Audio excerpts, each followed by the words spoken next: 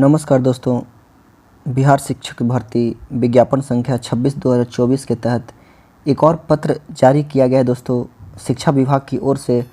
और यह जो पत्र है वह री-काउंसलिंग के संबंध में क्या कुछ इसमें दिया गया है दोस्तों। क्या किसका री-काउंसलिंग होना है, क्या TRE 3 का होना है या फिर कौन से शिक्षक का यहाँ पे री-काउंसलिंग की बात की जा रही है, एक एक करके हम लोग देखेंगे। और यह भी देखेंगे दोस्तों इस वीडियो के माध्यम से कि क्या कुछ जो स्कूल आवंटन की प्रक्रिया है, ट्रेनिंग की प्रक्रिया कब तक हो जाने की उम्मीद है, नहीं होने की उम्मीद है, सब कुछ देखते हैं दोस्तों। तो प्रेषक में निदेशक माध्यमिक शिक्षा जो कि हैं उनके द्वारा यह पत्र जारी किया गया। सेवा में सभी क्षेत्रीय उप शिक्षा निदेशक को यह पत्र लिखा गया। और इसमें विषय क्या लिखा गया कि विज्ञापन संख्या 26/2024 के तहत जो बिहार लोक सेवा आयोग द्वारा प्रधानाध्यापक, कहने का मतलब प्रधाना मतलब हेड टीचर की यहाँ पे बात की जा रही है, पदों हेतु अनुशंसित अभ्यर्थियों से पुनः विकल्प प्राप्त करने के संबंध में। कहने का मतलब है दोस्तों कि इससे पहले भी जो हेड मास्टर हैं, जो हेड टीचर है, उनका जो री-काउंसलिंग हुआ था, उनसे री-काउंसलिंग के बाद उनसे विकल्प लिए गए थे। 3-3 जो जिला का विकल्प लिया गया था, किस लिए? तो स्कूल को आवंटन करने के लिए, स्कूल आवंटन करने के लिए। और यहाँ पर फिर से एक और पत्र जारी किया गया है और फिर से क्या कुछ कहा गया है दोस्तों। तो महाशय, उपर्युक्त विषय के संबंध में कहना है कि विज्ञापन संख्या 26/2024 के तहत बिहार लोक सेवा आयोग द्वारा प्रधानाध्यापक के पदों पर नियुक्ति हेतु 5,971 अभ्यर्थियों की अनुशंसा की। कहने का मतलब 5,971 जो अभ्यर्थी उनकी क्या की गई है, तो उनकी नियुक्ति करानी है।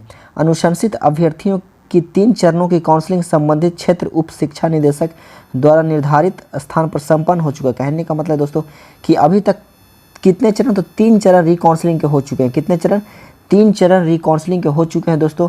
और विभाग द्वारा इन सफल अभ्यर्थियों को प्रधानाध्यापक के रूप में प्रमंडल आवंटन हेतु प्रत्येक अभ्यर्थी से अधिकतम 3 प्रमंडल या 3 जिला का नाम विकल्प के रूप में प्राप्त करने से लिए गए निर्णय के आलोक में इस शिक्षा कोष पोर्टल पर विकल्प प्राप्त किया गया। कहने का मतलब दोस्तों कि जो भी प्रधानाध्यापक के पद पर नियुक्त होना चाहते हैं उनके लिए क्या कहा गया था कि 3-3 प्रमंडल आप लोग या 3-3 जिला का नाम विकल्प के रूप में देंगे। और उसी के विरुद्ध फिर से एक बार री-काउंसलिंग के क्या कुछ कहा जा रहा है इसमें कि आरक्षण रोस्टर के तहत उपलब्ध रिक्ति एवं अभ्यर्थियों की वरीयता के तहत प्रमंडल जिला आवंटन किया जाए। कहने का मतलब जो भी आरक्षण रोस्टर के तहत जो उपलब्ध, जहां पर रिक्ति होगा, जहां पर वैकेंसी सीट खाली होगी, और दूसरा की जो अभ्यर्थी की जो मेरिट होगी उसी के आधार पर उनको जिला या फिर प्रमंडल आवंटन किया जाएगा, ब्लॉक आवंटन किया जाएगा। कुछ अभ्यर्थियों द्वारा ससमय विकल्प नहीं भरने के कारण पुनः विकल्प भरने हेतु पोर्टल खोले जाने का अनुरोध किया जा रहा है। कहने का मतलब कुछ अभ्यर्थी क्या किए हैं कि समय विकल्प नहीं भर पाए हैं और उनके द्वारा पुनः विकल्प भरने की पोर्टल खोलने का अनुरोध किया जा रहा है।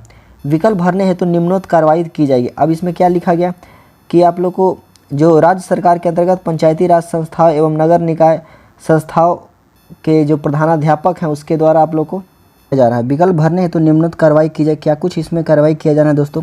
तो राज्य सरकार के अंतर्गत जो पंचायती राज संस्थाओं में एवं नगर निकाय संस्थाओं द्वारा नियुक्त स्थानीय निकाय शिक्षक जो प्रधानाध्यापक अभ्यर्थी हैं इस शिक्षा कोष पोर्टल पर अपने लॉगिन आईडी के माध्यम से अपना विकल्प भरें। कहने का मतलब ये लोग कैसे भरेंगे, तो अपना इस शिक्षा कोष पर अपने जो लॉगिन आईडी उनको मिला है उसके द्वारा ये अपना विकल्प को भरेंगे। और इसमें जो टाइम दिया गया दोस्तों, सबसे मुख्य बात यह है कि इसका टाइम क्या दिया गया है, तो अभ्यर्थियों द्वारा उपर्युक्त विकल्प दिनांक 17 अप्रैल से लेकर के 22 अप्रैल तक भरा जाएगा। कहने का मतलब जो भी प्रधानाध्यापक के पद के लिए जो नियुक्त होना चाहते हैं, जिनको कि इसमें रिजल्ट आया वो वैसे अभ्यर्थियों को उपर्युक्त डेट के में ही क्या करना होगा, तो अपना विकल्प देना होगा, चाहे वो प्रमंडल हो, प्रखंड हो या फिर उनका जिला हो। तो इस डेट के बाद आप लोग को फिर से इसका मौका नहीं दिया जाएगा, क्योंकि ये फिर से अनुरोध किया गया है। तो इसको सरकार ने गंभीरता से लेते एक बार फिर से टाइम दिया है आप लोग को भरने के लिए, तो इसके बाद आप लोग को बिल्कुल भी टाइम नहीं दिया जाएगा। अब देखना होगा यह दोस्तों कि क्या कुछ इसका जब 17 से 24 तक आप लोग को जब इसका एक एक करके जब फिर से यहाँ पे जिला प्रमंडल मांगा जा रहा है, तो अब TRE 3 तो बहुत ही लेट मतलब दिखाई दे रहा है दोस्तों, क्योंकि आप लोग को मैंने कल ही वीडियो के माध्यम से बताया कि 10 मई तक स्कूल आवंटन की प्रक्रिया की जानी है।